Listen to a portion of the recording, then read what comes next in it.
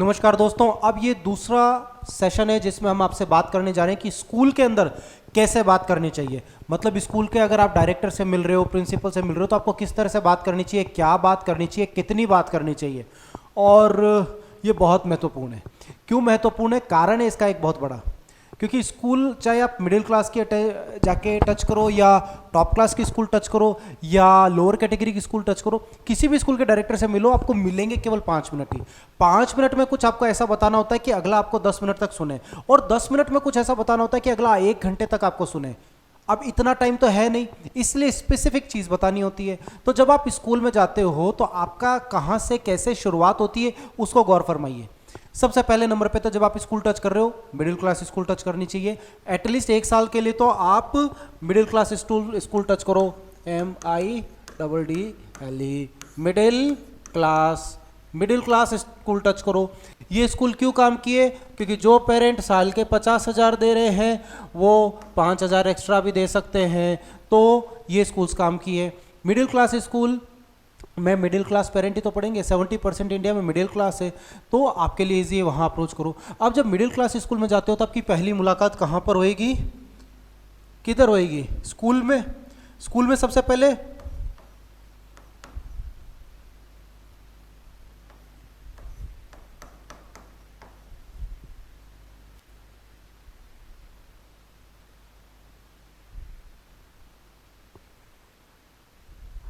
तो पहले नंबर पे कहाँ मुलाकात होगी आपकी, किससे मुलाकात होगी? सबसे पहले तो स्कूल के गार्ड से मुलाकात होती है।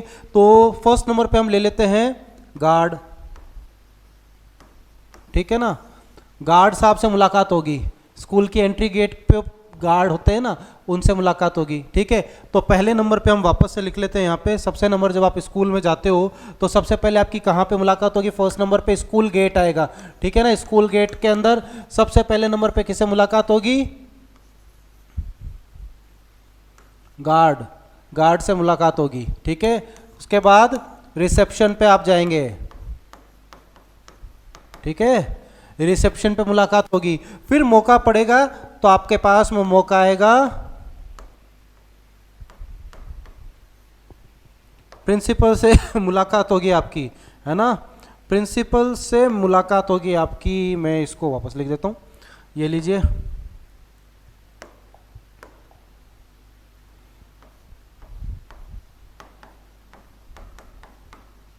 प्रिंसिपल ऑब्लिक डायरेक्टर, जिनसे आप मुलाकात कर रहे हो। तो अब आपके पास स्टेप क्या है? पहले नंबर पे गार्ड। अगर आपका अगर आपकी परफॉर्मेंस गड़बड़ रही ना तो स्कूल का गार्ड ही रवाना कर देता है, तो आपको वहीं पे बात करनी होती है। तो कई स्कूल में तो जो गार्ड है ना वो फ़ोन करते हैं, someone is interested to come, और someone is interested to meet और वांटेड टू मीट और वुड लाइक टू मीट, जो भी है, मिलना चाहते हैं, मिलना चाहेंगे, या जो भी है मिलना चाह रहे थे, तो वो गार्ड ही है। आप वो जनरली तो क्या आप बात करोगे, और ये सबसे इजी और सिंपल होता है कि भाई आपको वहाँ पे है ना भाषणबाजी करने की जरूरत नहीं है। पहले क्या हम भी है ना जाते, वो एक्चुअली स्कूल सेमिनार के संबंध में बात करनी थी। अरे गार्ड को ये बताने की जरूरत नहीं है ये सब बातें। गार्ड से क्या बात करनी चाहिए? वो बच्चे के एडमिशन के संबंध में बात करनी है, या स्कूल के प्रिंसिपल सर से मिलना है, कि स्कूल के एडमिशन के संबंध में मिलना है। तो क्या होता है कि गार्ड भी कुछ नहीं बोलता कि ठीक है भैया कोई एडमिशन कराना हो, क्या बात है, जाके अलाउ कर देते कि ठीक है जाइए। तो यहाँ ईजी है, सीधा चले जाओ। सेकेंड नंबर पे आता है रिसेप्शन। जब आप रिसेप्शन पे जाते हो तो वहाँ पे भी रिगार्डिंग व्हाट, वहाँ आपको जेन्युइन चीज़ बतानी होती है कि we would like to conduct a seminar here, और वो उनका रिगार्डिंग व्हाट का जवाब आपको देना आना चाहिए। अब मिडिल क्लास स्कूल होएगी ना, मिडिल क्लास स्कूल में इतनी पूछताछ नहीं होती है, ये डायरेक्ट आपकी एंट्री करवा देते हैं। थोड़ी देर बात करेंगे, हो सकता है प्रिंसिपल डायरेक्टर फ्री हो तो आपकी डायरेक्ट मुलाकात करा सकते हैं, ज़्यादा इशू नहीं आता इसमें, इजीली बात हो जाती है। तो आपका ये दोनों काम तो इजीली हो जाएगा। फिर आता है प्रिंसिपल। अब जब इनके पास जाते हो तब मैं आपको कह रहा हूँ, चाहे डायरेक्टर प्रिंसिपल जिनसे भी मिलते हो ना, मिलेंगे आपको 5 मिनट ही। 5 मिनट में आप कुछ ऐसा बताओ कि अगला आपको 10 मिनट तक सुने, और 10 मिनट में कुछ ऐसा बताओ कि अगला आपको 1 घंटे तक सुने, है ना। तो अब उसके अंदर आपको क्या ऐसा बोलो, देखो इसीलिए आपको ये चीज़ समझने की जरूरत है। क्या ऐसा बोलोगे? अगर आप लोग तो इतने टाइम से हमारे वीडियोस देख रहे हो, प्रोग्राम्स देख रहे हो, हम लोग इतनी ट्रेनिंग कराते हैं, ऐसे आप रीजन एनालिसिस को, DMIT को, फिंगरप्रिंट के बारे में बताने जाने की बात करोगे ना, इन कोर्सेज के बारे में, तो बहुत टाइम लग जाएगा, और सामने वाला हो सकता है ठीक है will let you know, management में बात करते हैं, ऐसा मीठा सा आंसर दे सकते हैं। इसलिए स्पेसिफिक कुछ ऐसा बताओ कि सामने वाला फैन हो जाए आपका, लेकिन 5 मिनट में बताना पड़ेगा आपको। 5 मिनट में कुछ ऐसा बताओ कि अगला 10 मिनट तक सुने, और 10 मिनट में कुछ ऐसा बताओ कि अगला 1 घंटे तक सुने। तो 5 मिनट में आप ऐसा क्या बताओगे? स्कूल का डायरेक्टर, चाहे डायरेक्टर टॉप स्कूल हो, मिडिल क्लास हो या लोअर कैटेगरी हो, 5 मिनट मिलने वाले हैं। तो पहले तो एक चीज़ समझ लो कि जब आप स्कूल में जाते हो एंट्री करते हो तो आपका इंट्रोडक्शन शानदार बनना चाहिए, ठीक है ना। 5 मिनट के अंदर आप क्या चीज़ ऐसी बता सकते हो? अगर आप DMIT रीजन एनालिसिस बताने गए तो पूरा दिन लग जाएगा। तो और फिर भी वो समझ में आए कितना है, गॉड नोज। इसलिए पहले इतना शानदार इंट्रोडक्शन दो कि सामने वाले लोग यार क्या गजब है, यार क्या बोलते हैं। जैसे जो है ना, हम लोगों ने अपना इंट्रोडक्शन तैयार किया, वैसा आप इंट्रोडक्शन तैयार कर लो। ये इंट्रोडक्शन बहुत काम आता है, जो है ना अच्छा इंट्रोडक्शन कहलाता है, ठीक है ना। जैसे मैं मेरा इंट्रोडक्शन देता हूँ। This is Vipul Sharma, basically I am a corporate trainer of new mindset from Netherland based organisation golden inspiration. Apart from this I am a nutritionist and there is subject called quantum physics which is used in NASA. I deliver a lecture on that subject especially for those people who got selected in particular services in private sector, in government sector. I deliver a lecture for them, and gradually I realized that I was delivering lecture for those who were already settled in terms of money and career. So to keep this thing in our mind, we started doing something new and introduced few product like DMIT Risk Analysis, pineal gland activation, brain imaging. So many courses we have introduced that we have already given.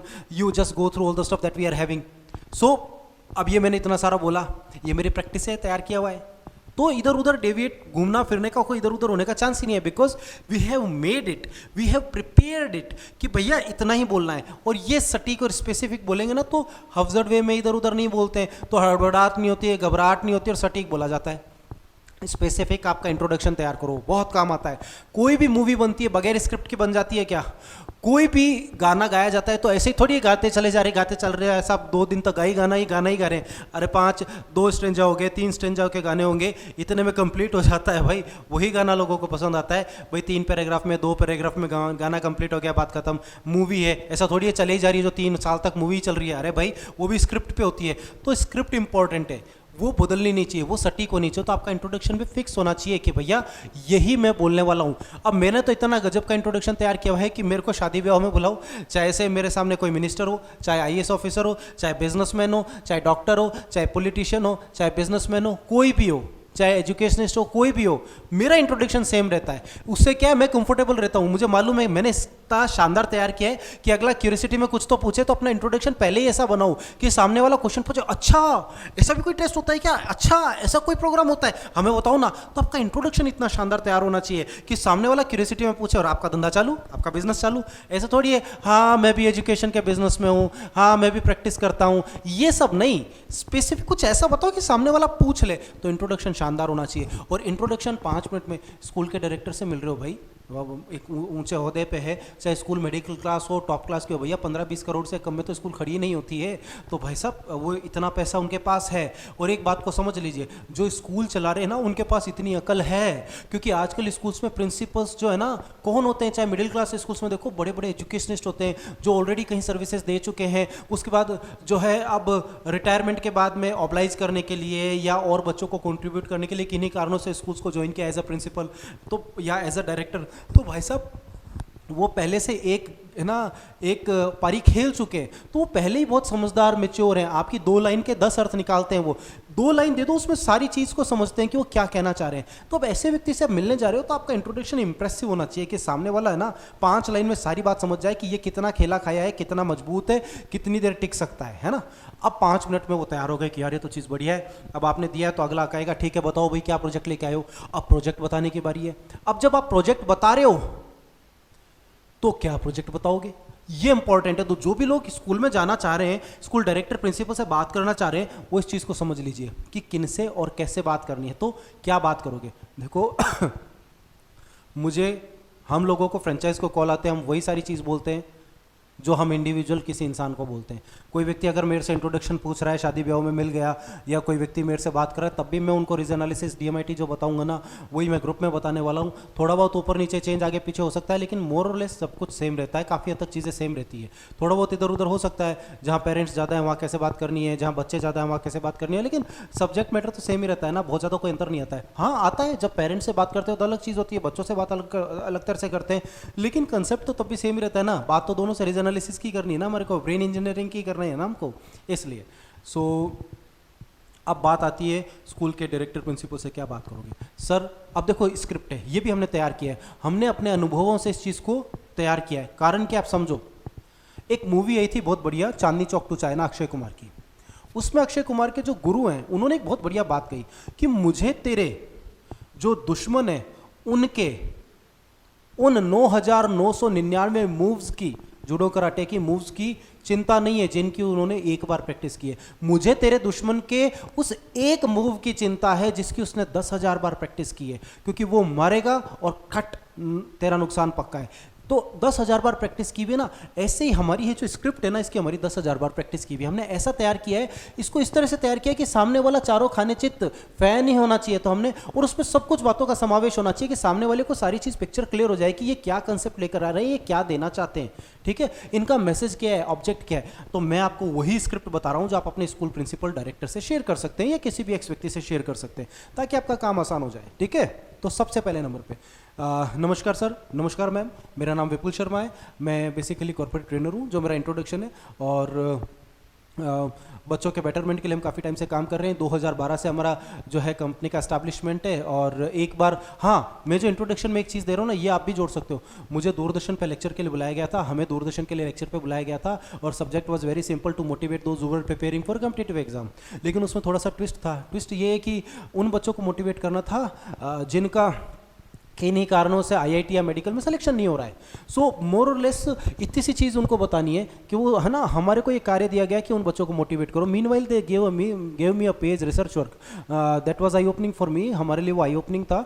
उसमें 16,000 बच्चों के depression के challenges है कि बच्चे आजकल पढ़ाई से संबंधित जो है, या और लाइफ से दूसरी चीज़ों से संबंधित जो भी है चैलेंजेस फेस कर रहे हैं और उसके चलते डिप्रेशन में आ रहे हैं। ऐसे 16,000 बच्चों का रिकॉर्ड निकल कर आया। सो हमने सोचा यार इतना क्या ऐसा, मतलब कायरता आ गई, मतलब एक एग्जाम में पास नहीं हो तो फंदे पर झूल जाओ, there are so many ways to get success.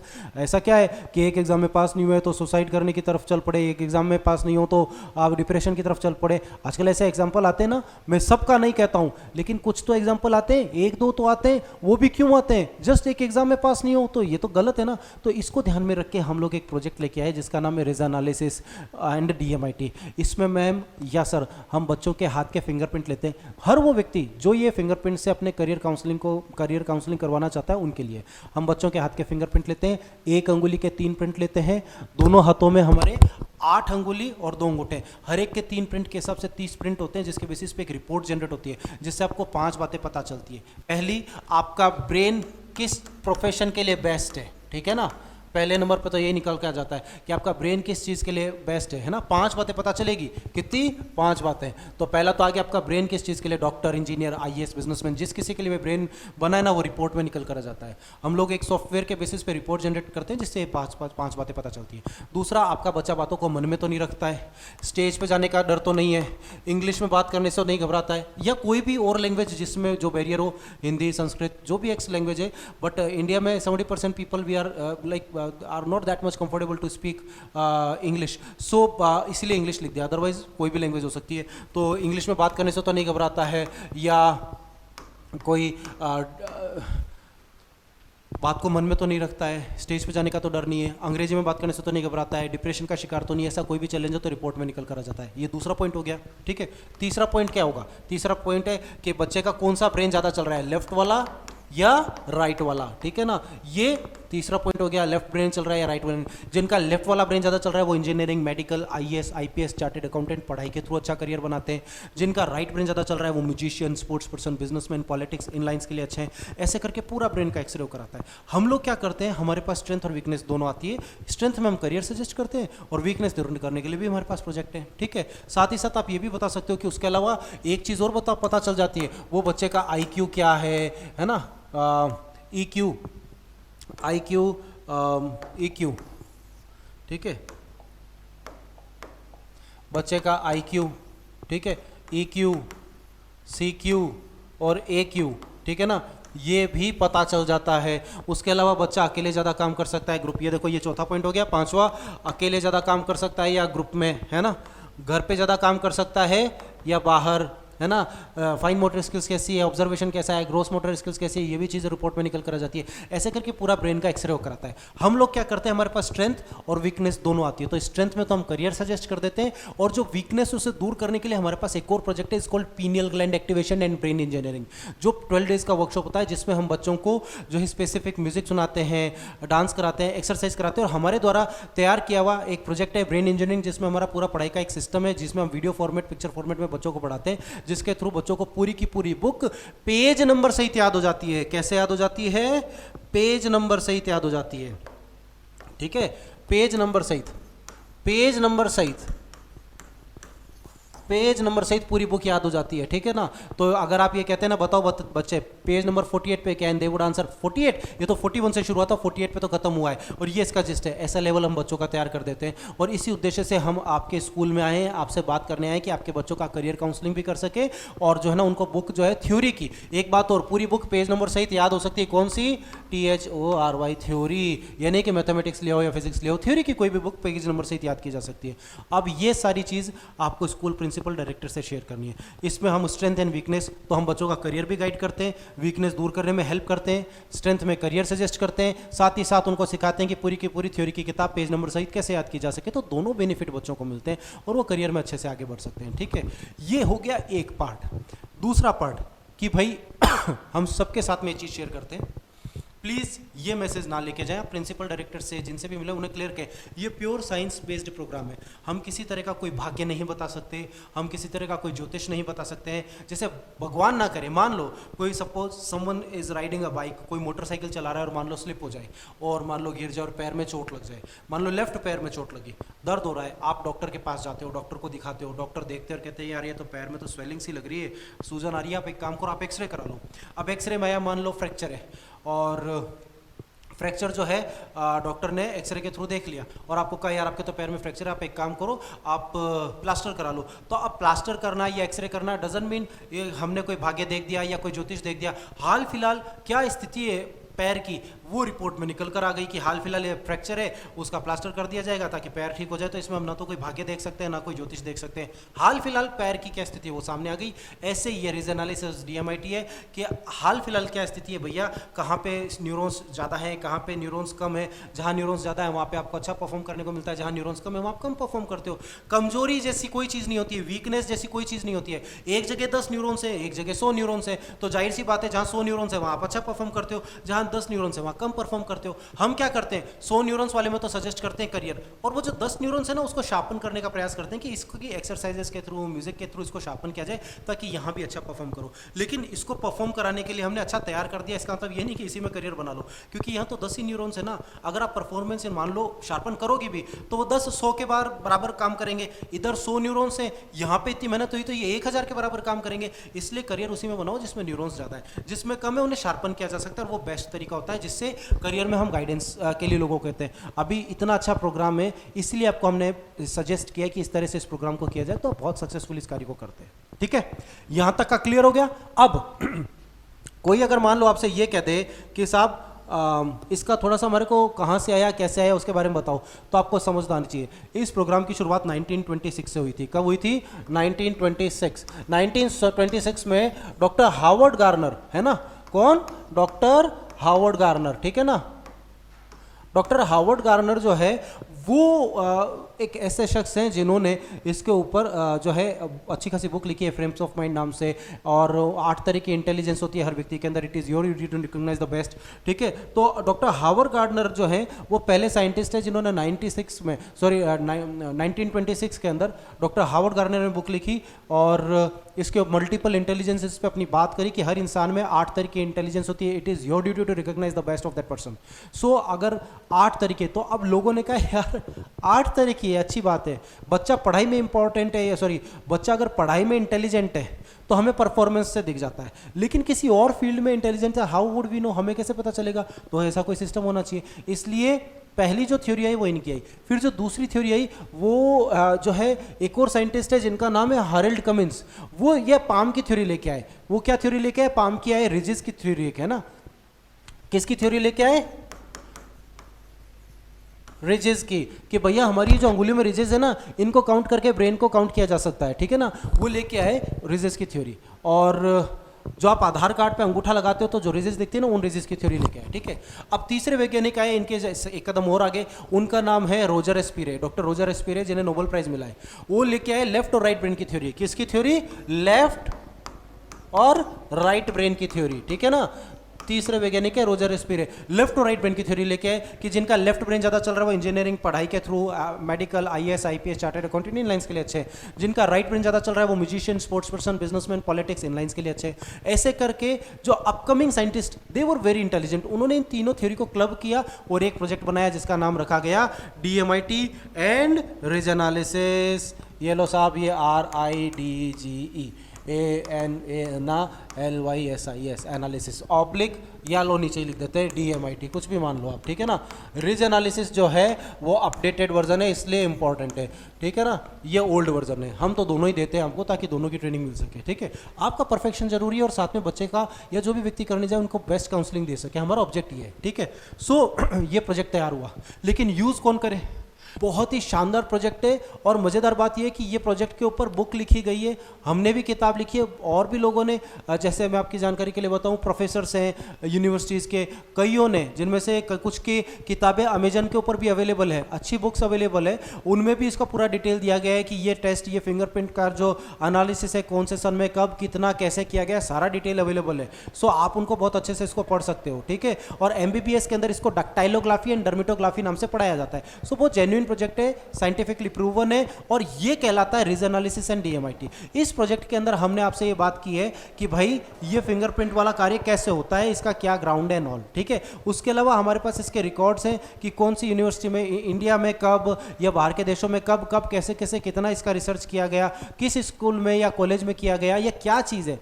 सो ये वो प्रोजेक्ट है जिसका यूज़ आप आसानी से कर सकते हैं और शेयर कर सकते हैं। मैंने बहुत शॉर्ट के अंदर सही तरीके से एकदम परफेक्ट फॉर्म के अंदर आपके साथ एक कोर्स प्रोजेक्ट शेयर किया है, ताकि आप इसको शेयर कर सके स्कूल मैनेजमेंट के साथ में, ठीक है। अब जब आप इतनी बात करेंगे ना, तो हो सकता है कि वो कहेंगे यार इतना अच्छा प्रोजेक्ट है तो हमारे को दिखाओ, हम भी तो करके देखें। फिर वो आपसे पूछ सकते हैं कि भाई किन किन स्कूल्स में प्रोग्राम किया है, तो उसका पूरा डिटेल हमारे पास में, तो वो आप हमारे से वो ले सकते हैं कि किन स्कूल्स में प्रोग्राम किया, क्या एक्सपीरियंसेस रहे, क्या रिजल्ट रहे। इसलिए ये सारे प्रोग्राम्स जो भी हम करते हैं स्कूल्स में, 452 स्कूल्स में हम लोग प्रोग्राम कर चुके हैं, और पता नहीं हजारों कितनी सारी स्कूल्स में हम सेमिनार्स कर चुके हैं, डेमोस्ट्रेशन प्रोग्राम कर चुके हैं। तो आपकी जानकारी के लिए बताऊं कि उन सब के अंदर हम लोगों ने प्रोग्राम किए ना, तो आप ये देख लीजिए पता नहीं कितने सारे बच्चों को लाभान्वित किया है। उन सारी स्कूल्स का सब डिटेल हमारे पास में। तो भाई जाहिर सी बात है, प्रिंसिपल डायरेक्टर आपसे कह सकते हैं ना कि हम पहले ही हैं या हमारे अलावा भी कहीं आपने किया है, तो उसी के लिए हम लोगों ने यूट्यूब पे बहुत सारे वीडियोस आपके साथ शेयर कर रखे हैं, जो आप उनके साथ में शेयर कर सकते हैं। साथ ही साथ इससे रिलेटेड और भी कोई इन्फॉर्मेशन लेना चाहते हैं, जानना चाहते हैं कि सर इतना तो ठीक है, ये और बताओ, तो अगर कोई चीज़ रह रही है जो आप जानना चाहते हो, आपके दिमाग में अभी है कि यार वो चीज़ रह गई सर, उसके बारे में बताओ, तो आप नीचे दिए गए नंबर पर संपर्क कर सकते हैं, व्हाट्सअप कर सकते हैं। और साथ ही साथ इसके अतिरिक्त आप हमसे भी संपर्क कर सकते हैं, नीचे कमेंट बॉक्स में कमेंट लिख सकते हैं, ताकि और लोग भी लाभान्वित हो सके और सबको बेनिफिट मिल सके। I wish you all the best. धन्यवाद।